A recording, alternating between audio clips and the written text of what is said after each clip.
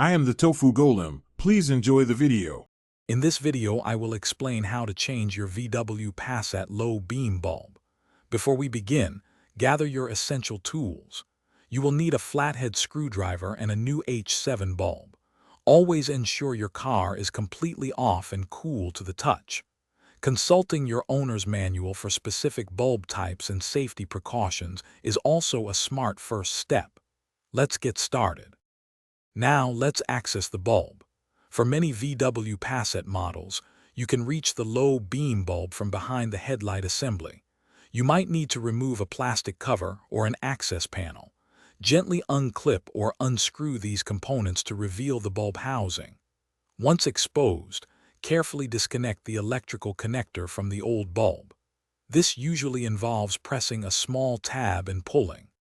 With the old bulb exposed, carefully unclip it from its housing and remove it.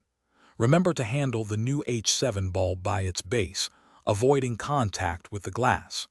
Oils from your skin can significantly reduce the bulb's lifespan.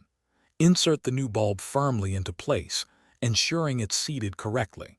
Then, reattach the electrical connector and secure any covers or panels you removed earlier. Finally, it's time to test your work.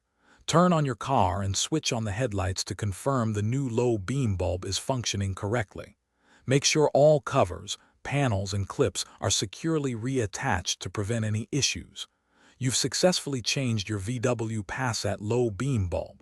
Also, be sure to check the description below for a link to the new Kindle Paperwhite and other great deals. Thanks for watching. Thanks for watching. Consider subscribing if we helped you today.